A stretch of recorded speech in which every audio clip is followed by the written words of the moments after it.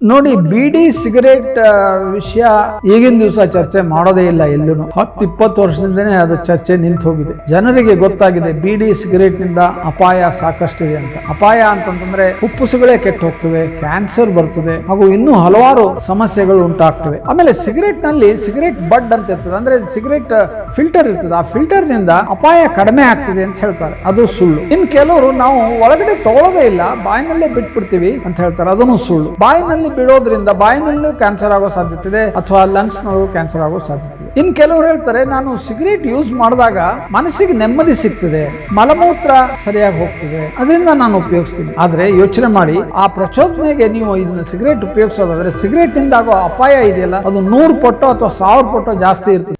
ನೋಡಿ, ಬಿಡಿ ಸಿಗರೇಟ್ ವಿಷಯ ಈಗಿನ ದಿವಸ ಚರ್ಚೆ ಮಾಡೋದೇ ಇಲ್ಲ. ಎಲ್ಲೂ 10-20 ವರ್ಷದಿಂದನೇ ಅದು ಚರ್ಚೆ ನಿಂತು ಹೋಗಿದೆ. ಅದರರ್ಥ ಆ ಚರ್ಚೆ ಪ್ರಯೋಜನ ಇಲ್ಲ ಅಂತಲ್ಲ. ಜನರಿಗೆ ಗೊತ್ತಾಗಿದೆ ಬಿಡಿ ಸಿಗರೇಟ್ನಿಂದ ಅಪಾಯ ಸಾಕಷ್ಟಿದೆ ಅಂತ. ಅಪಾಯ ಅಂತಂತಂದರೆ ಫುಪ್ಪುಸುಗಳೇ ಕೆಟ್ಟು ಹೋಗ್ತವೆ, ಕ್ಯಾನ್ಸರ್ ಬರ್ತದೆ, ಹಾಗೂ ಇನ್ನೂ ಹಲವಾರು ಸಮಸ್ಯೆಗಳು ಉಂಟಾಗ್ತವೆ. ಆದ್ದರಿಂದ ಬಿಡಿ ಸಿಗರೇಟ್ ಬಗ್ಗೆ ಚರ್ಚೆ ಮಾಡದೇ ಇರೋದೇ ಒಳ್ಳೆಯದು ಅಂತ ಜನ ಅದನ್ನು ಕೇಳೋಕ್ಕೆ ಹೋಗೋದೇ ಇಲ್ಲ. ಆದರೆ ಬೀಡಿಗಿಂತ ಸಿಗರೇಟ್ ಒಳ್ಳೆಯದು ಅಂತ ಭಾಳ ಜನ ಆರ್ಗ್ಯೂ ಮಾಡ್ತಾರೆ. ಆ ಥರ ಏನಿಲ್ಲ. ಎರಡರಲ್ಲೂ ತಂಬಾಕಿರ್ತದೆ, ಎರಡರಲ್ಲೂ ನಿಕೋಟಿನ್ ಇರ್ತದೆ, ಅದರಿಂದ ಎರಡೂ ಅಷ್ಟೇ ಅಪಾಯಕರ. ಆಮೇಲೆ ಸಿಗರೇಟ್ನಲ್ಲಿ ಸಿಗರೇಟ್ ಬಡ್ ಅಂತ ಇರ್ತದೆ, ಅಂದರೆ ಸಿಗರೇಟ್ ಫಿಲ್ಟರ್ ಇರ್ತದೆ. ಆ ಫಿಲ್ಟರ್ನಿಂದ ಅಪಾಯ ಕಡಿಮೆ ಆಗ್ತದೆ ಅಂತ ಹೇಳ್ತಾರೆ, ಅದು ಸುಳ್ಳು. ಸಿಗರೇಟ್ನಲ್ಲಿ ಫಿಲ್ಟರ್ ಇದ್ದರೂ ಸಹಿತ ಅದರಿಂದ ಅಪಾಯ ಆಗೇ ಆಗ್ತದೆ. ಇನ್ನು ಕೆಲವರು ನಾವು ಒಳಗಡೆ ತೊಗೊಳ್ಳೋದೇ ಇಲ್ಲ, ಬಾಯಿನಲ್ಲೇ ಬಿಟ್ಬಿಡ್ತೀವಿ ಅಂತ ಹೇಳ್ತಾರೆ, ಅದನ್ನು ಸುಳ್ಳು. ಬಾಯಿನಲ್ಲಿ ಬಿಡೋದ್ರಿಂದ ಬಾಯಿನಲ್ಲೂ ಕ್ಯಾನ್ಸರ್ ಆಗೋ ಸಾಧ್ಯತೆ ಇದೆ, ಅಥವಾ ಲಂಗ್ಸ್ನೊಳಗೂ ಕ್ಯಾನ್ಸರ್ ಆಗೋ ಸಾಧ್ಯತೆ ಇದೆ. ಇನ್ನು ಕೆಲವರು ಹೇಳ್ತಾರೆ, ಈ ಸಿಗರೇಟು ಈಗಿನ ದಿವಸದೊಳಗೆ ಈ ಸಿಗರೇಟ್ ಅಂತ ಸಿಗ್ತದೆ, ಅದು ಅಪಾಯ ಇಲ್ಲ, ನಾವು ಅದನ್ನು ಉಪಯೋಗಿಸ್ತಾ ಇದ್ದೀವಿ ಅಂತ ಹೇಳ್ತಾರೆ.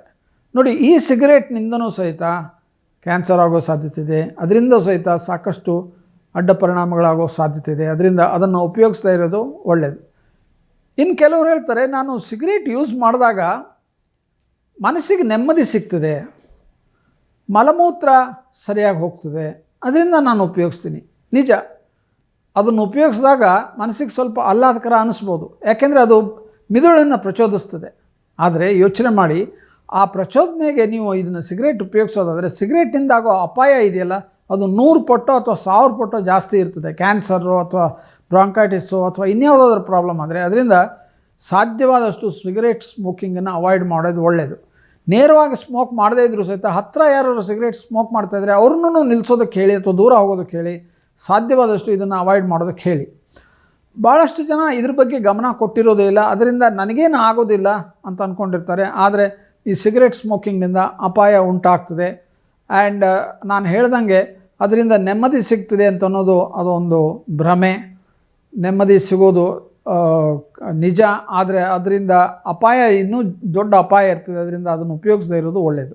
ಸಿಗರೇಟ್ ಉಪಯೋಗಿಸೋದ್ರ ಬಗ್ಗೆ ನೀವು ಇಷ್ಟೆಲ್ಲ ಹೇಳ್ತಿರಲ್ಲ, ನಮ್ಮ ಪಕ್ಕದ ಮನೆಯವರು ಇದ್ದಾರೆ, ಅವರು 55 ವರ್ಷದಿಂದ ಸಿಗರೇಟ್ ಸ್ಮೋಕ್ ಮಾಡ್ತಾಯಿದ್ದಾರೆ, ಯಾವ ಥರದ್ದು ಪ್ರಾಬ್ಲಮ್ ಇಲ್ಲ, ಪೂರ್ತಿ ಹೆಲ್ದಿಯಾಗಿದ್ದಾರೆ. ನೋಡಿ, ಅಲ್ಲಿ ಹೊರಗಡೆ ಓಡಾಡ್ತಾ ಇದ್ದಾರೆ ಅಂತ ಹೇಳ್ತಾರೆ. ಕೆಲವರು ಈ ಥರದ ಆರ್ಗ್ಯುಮೆಂಟ್ ಮಾಡ್ತಾರೆ. ಅದು ನಿಜ ಇರ್ಬೋದು, ಅವ್ರಿಗೇನೂ ಆಗಿರದೇ ಇರ್ಬೋದು, ಬಟ್ ಎಲ್ಲರಿಗೂ ಹಂಗಾಗತ್ತೆ ಅಂತ ಹೇಳೋಕ್ಕಾಗಲ್ಲ. ಜೆನೆಟಿಕಲಿ ಅವರ ಸಿಸ್ಟಮ್ ಬೇರೆ ಥರ ಇರ್ತದೆ, ಅವ್ರಿಗೇನೂ ಅಪಾಯ ಆಗದೇ ಇರ್ಬೋದು. ಅದರರ್ಥ ಸಿಗರೇಟ್ನಿಂದ ಹಾರ್ಮ್ ಇಲ್ಲ ಅಂತ ಅನ್ನೋದು ತಪ್ಪು. ಈ ಥರ ಎಕ್ಸಾಂಪಲ್ ಕೊಟ್ಕೊಂಡು ಭಾಳಷ್ಟು ಜನ ಸಿಗರೇಟ್ ಸ್ಮೋಕಿಂಗ್ ಹೋಗ್ತಾರೆ. ಅದರಿಂದ ಅದನ್ನು ಅವಾಯ್ಡ್ ಮಾಡೋದು ಒಳ್ಳೆಯದು. Cigarette smoking is harmful, it's injurious to health ಅಂತ ಅಡ್ವರ್ಟೈಸ್ಮೆಂಟ್ ಬರ್ತದೆ. ಅದ್ರ ಬಗ್ಗೆ ಇನ್ನೂ ಚರ್ಚೆ ಬೇಕಾಗಿಲ್ಲ. ಆದರೆ ಎಲ್ಲಿವರೆಗೆ ಇದು ಮಾರುಕಟ್ಟೆಯಲ್ಲಿ ಸಿಗ್ತಾ ಇರ್ತದೋ ಈ ಚರ್ಚೆ ಇದ್ದೇ ಇರ್ತದೆ. ಯಾಕೆಂತಂದರೆ ಸರ್ಕಾರ ಇದನ್ನು ನಿಲ್ಲಿಸೋದಕ್ಕೆ ರೆಡಿ ಇಲ್ಲ. ಇದನ್ನು ನಿಲ್ಲಿಸಬೇಕು. ನಿಲ್ಲಿಸಿದರೆ ಬರೋ ಆದಾಯ ಕಡಿಮೆ ಆಗ್ತದೆ ಅಂತೇಳಿ ಸರ್ಕಾರಗಳು ಜನರನ್ನ ಈ ಥರದ ಸಮಸ್ಯೆಗೆ ಒಡ್ತವೆ. ಅದು ಜನರೇ ತೀರ್ಮಾನ ಮಾಡಬೇಕು. ಅದರಿಂದ smoking is certainly injurious to health.